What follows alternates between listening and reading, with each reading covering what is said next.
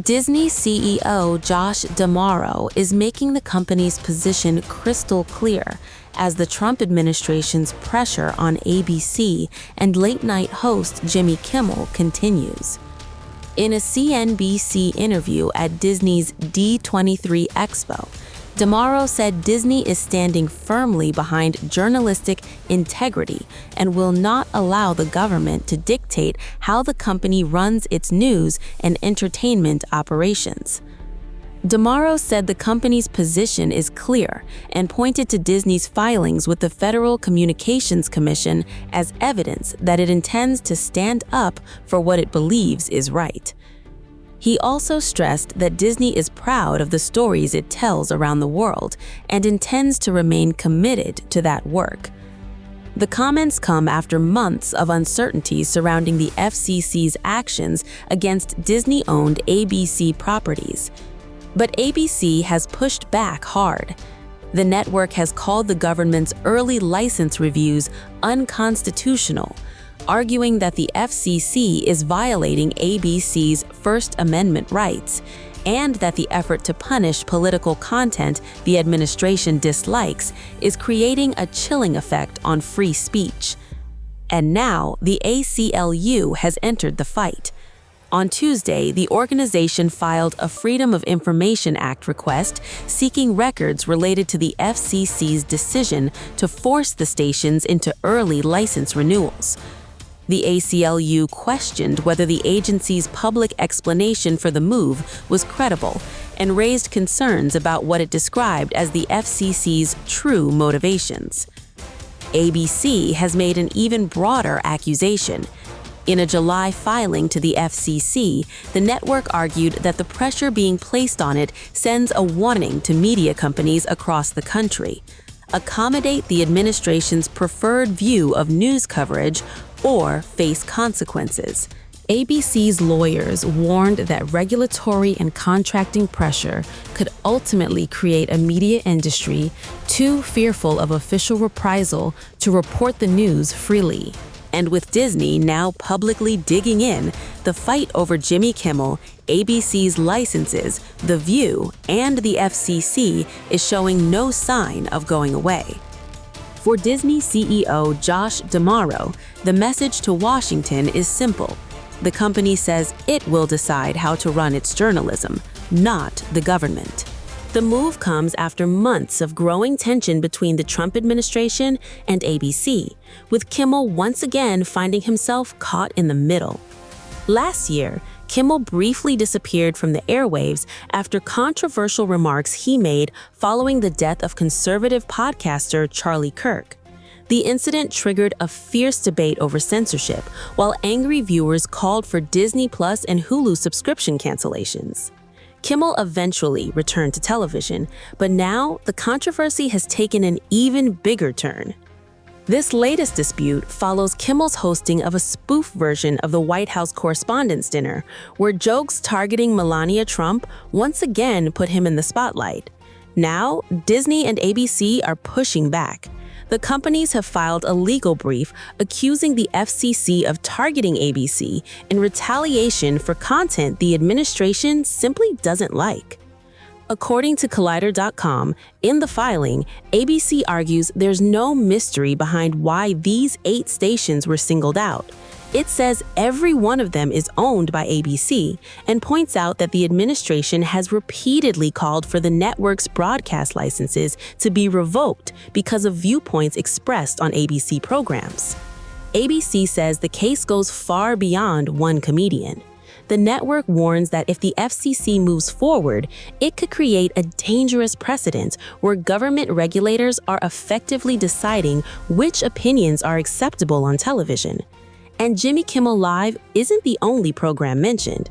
ABC also says The View could be vulnerable, especially because hosts like Whoopi Goldberg have frequently criticized President Donald Trump.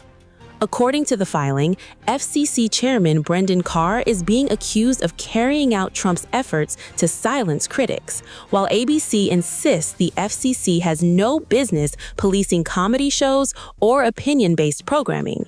The company's warning is blunt. It argues that targeting ABC sends a message to every media company in America: either align with the administration's preferred version of news coverage or face the consequences.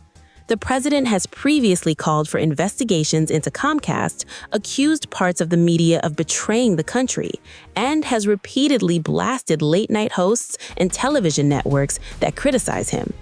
If ABC loses this fight, analysts say the impact could stretch far beyond Jimmy Kimmel, potentially reshaping how comedy, political satire, and opinion shows operate across American television.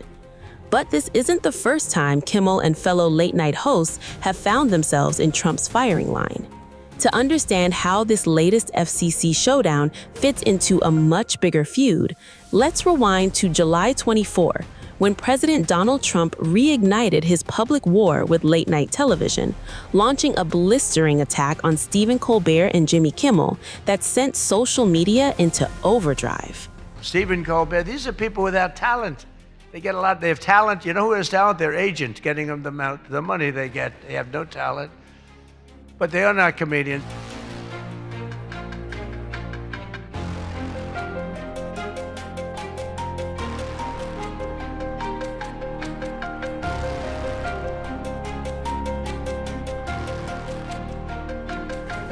Looks like President Trump has reignited his long-running feud with Stephen Colbert, and this time Jimmy Kimmel and Jimmy Fallon got dragged into it too.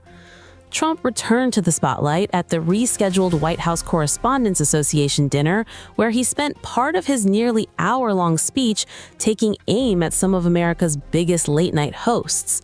Speaking to the crowd at Washington's Waldorf Astoria, Trump mocked the White House Correspondents Association for not booking a comedian this year, before saying they had considered Jimmy Kimmel and Jimmy Fallon instead.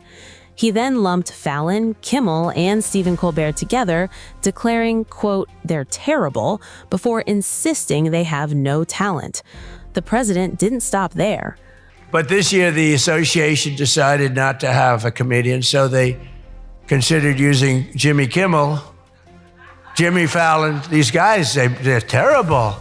They're terrible. Stephen Colbert, these are people without talent. They get a lot, they have talent. You know who has talent? Their agent, getting them the money they get. They have no talent, but they are not comedians. They're not funny people. They're angry people. They're sick people. But the association really put on a big show, and they have somebody very special. I look forward to seeing him. And so they thought about going with a professional clown for entertainment, but Adam Shifty Schiff was not available. You know, he's known, I called him, I hate some people, you know, I shouldn't say this, I'm not supposed to hate, I'm supposed to love everybody. But he's a terrible person, he's a liar. Ironically, Trump's speech had opened on a very different note.